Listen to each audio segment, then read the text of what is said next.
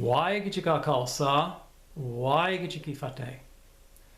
I pray you are all staying safe and healthy during this really difficult time of the coronavirus pandemic. And I realize that this pandemic is taking a lot of your time and energy, and so it should. Keeping that in mind, I just want to take a few minutes of your valuable time to make you aware of an upcoming deadline in this investigation against Yogi Bhajan. Now, as many of you know, there was a book published by Pamela Dyson just 3 months ago, Premka, White Bird in a Golden Cage, where Pamela, who was the top assistant to Yogi Bhajan during the 70s and 80s, alleges that Yogi Bhajan abused her sexually and in other ways. Now, as a result of the book, there's been a really big outpouring of people who have also alleged sexual assaults by Yogi Bhajan and abuses by Yogi Bhajan. Even people who were children at the time that Yogi Bhajan abused them are coming out and giving accounts of being abused by Yogi Bhajan. It is really quite an important development. And so an investigation, an independent investigation, was launched by a group called an Olive Branch. And an Olive Branch is going to be publishing a conclusion on their investigation after interviewing these people who are alleging these abuses by Yogi Bhajan in June. So that only leaves a few weeks for people who haven't come forward to come forward and be interviewed by this independent investigator in Olive Branch. Now, I recommend that anybody who has any information about how Yogi Bhajan abused his students, please come forward. I was interviewed by an Olive Branch just a few days ago, and I found them to be really sincere and honest.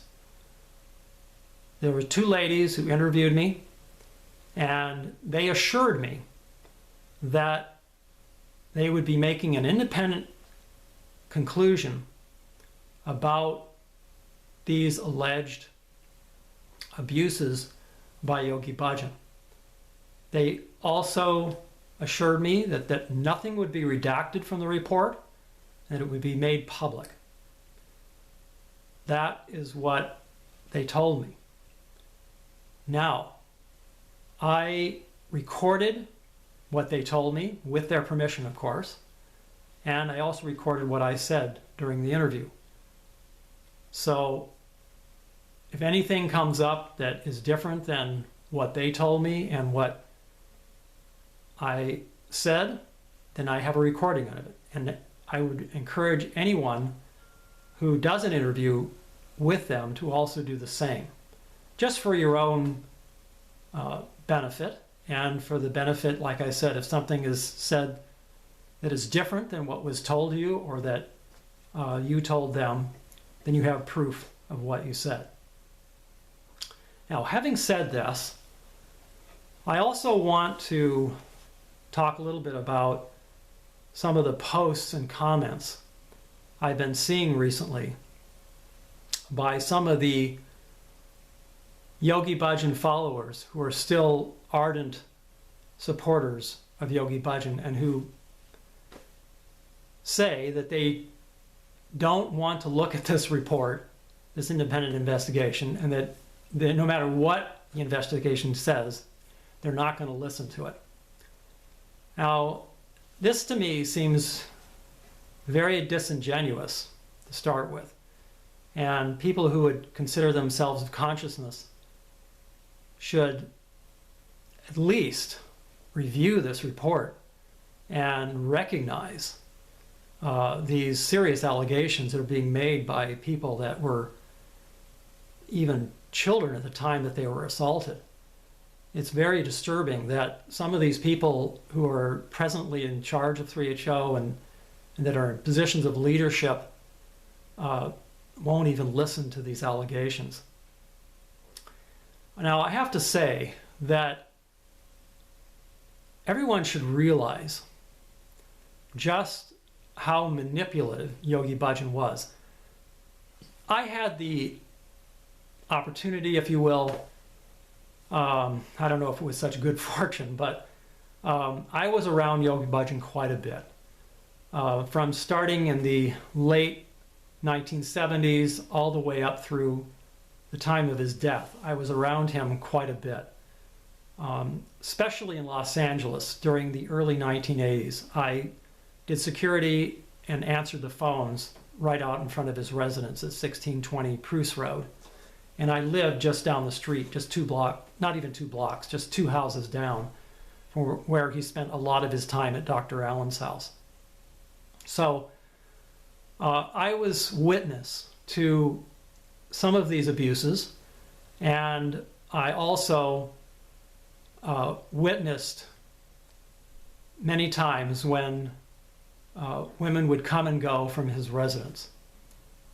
So I talk about some of these instances and experiences in a book I wrote in 2012.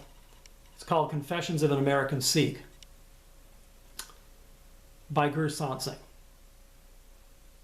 That's my name, by the way, if you hadn't already known who I was. It's available on Amazon. Now, I'm not here to sell my book. I just want people to see the truth. And I understand that a lot of these people who are still loyal to Yogi Bhajan weren't around him as much as I was and some of these other people like Pamela.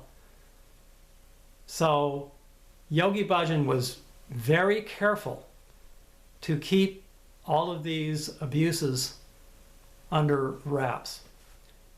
He had a whole security team that would guard his residences. There were gates outside his residences, and so it's understandable that a lot of these things were not public at the time. And many of the people also who were witness to many of these abuses are under these non-disclosure agreements. So you won't be hearing from them. And so Yogi Bhajan wanted to create, or he did create, this image of him being a pious, spiritual leader and teacher. The truth is far from that. Sadly to say, Yogi Bhajan lied to all of us. And just from my experiences, I believe Pamela when she writes in her book how she was abused by Yogi Bhajan, and I believe these other victims of Yogi Bhajan, that Yogi Bhajan was really a sexual predator. I have many other videos that show this phallic drawings that Yogi Bhajan did, and many other things that would indicate that Yogi Bhajan was a narcissist, that he was a sexual predator, and that he was basically a fraud. I have many stories that you can read in my book about how he defrauded people and how he pursued power, money, and sex at the expense of his students. So don't believe me when I tell you these things. Read these accounts from others who experienced the same thing. And when these people who are ardent supporters of Yogi Bhajan say that they don't believe people like me and others who give these accounts of Yogi Bhajan, I think they should really look to how this yoga that Yogi Bhajan taught and these teachings is affecting people. Now, I know some people will say that it has helped them, but I really question that, because many experts in yoga techniques and practices have said that Yogi Bhajan's particular form of yoga, which utilized a lot of this pranayama, fast breath, and breath of fire, he called it, things like that, is actually very dangerous. And I've read accounts where people have been really damaged by Yogi Bhajan's KY, as you call it, or his tantric yoga. It's certainly against Sikh practices, and I know that a lot of you out there listening to this video may not be Sikhs, but this is one of the biggest objections I have had to Yogi Bhajan's teachings, is how he appropriated and twisted the Sikh teachings in order to fit his tantric and Kundalini yoga. Now, back to this observation I've been making about how the hardcore Yogi Bhajan followers, as I call them, or the people that are still loyal to Yogi Bhajan, are reacting to these accounts of sexual abuse by Yogi Bhajan. I think that for those watching the situation who are new to Kundalini Yoga, or that are Kundalini Yoga teacher trainers, or people that may not have ever met Yogi Bhajan, I think you have to ask yourself, how is it that these people who are in the leadership positions there in 3HO are not even willing to listen to these allegations against Yogi Bhajan? It seems to me that these people have a real vested interest in the propping up the financial end. The yogi tea that they sell makes millions of dollars. The Kundalini Yoga teachings makes millions of dollars for the 3HO and other organizations like Sikh Dharma and SikhNet. So it's in their interest to discredit these people who have spoken out against Yogi Bhajan, to discredit these allegations of abuse, and to keep Yogi Bhajan's name attached to this unique Kundalini Yoga. So for those who are watching this situation, I think you should really look to why these longtime followers of Yogi Bhajan want to preserve this technique or practice of Yogi Bhajan's. There's definitely a reason why they don't want to look at the truth, because they might lose their position of power. It's been their whole lives, and their livelihood probably depends on it. So it may be difficult for them, and I think they're experiencing a lot of cognitive dissonance. But it's not like they haven't been warned. I've been talking about this for at least 10 years now, how Yogi Bhajan defrauded people, and how the whole Kundalini Yoga teachings of Yogi Bhajan are just a big scam, basically.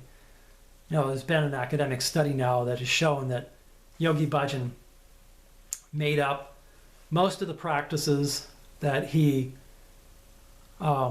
made up this whole idea of this golden chain and appropriated the Sikh religion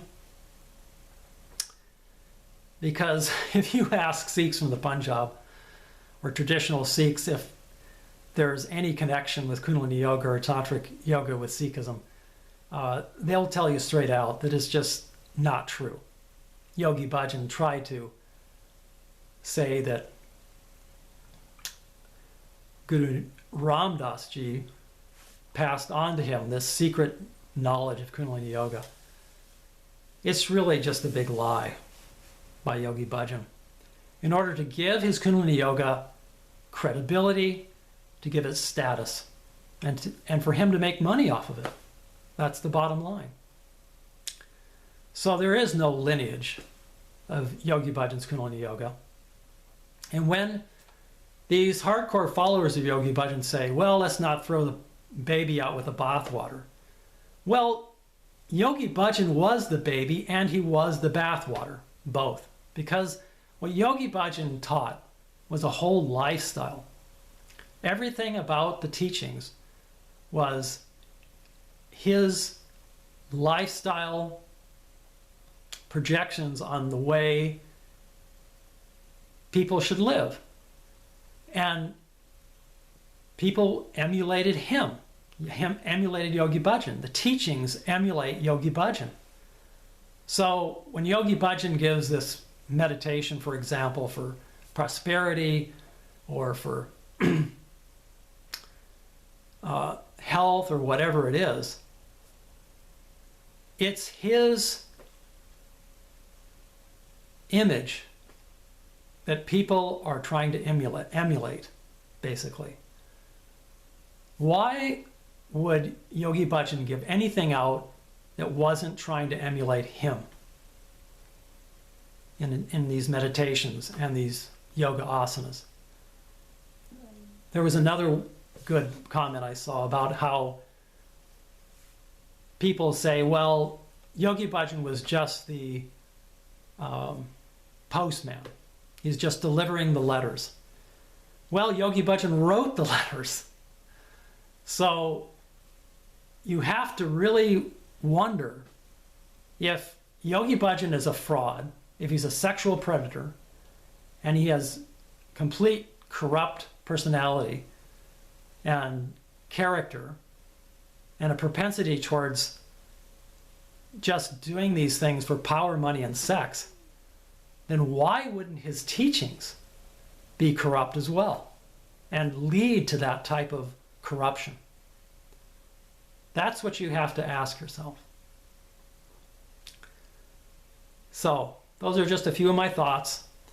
And again, write this an olive branch. I'll put an email in the description to this video for an olive branch. If you have any testimony or if you witnessed any abuses by Yogi Bhajan, please write them. You only have a short time left in order to do that before they publish their conclusions in June. And we get this whole investigation underway. Now I know they're not investigating the financial and the other abuses by Yogi Bhajan, but this is a start. And as time goes on, there'll be more investigations, I promise. So let's do this first. Thank you for your time. And please stay safe. Please follow all of these social distancing directives and orders so that we can recover quickly from this coronavirus pandemic. Thank you for your time. Waheguru Ji Ka Khalsa, Waheguru Ji Ki Fateh.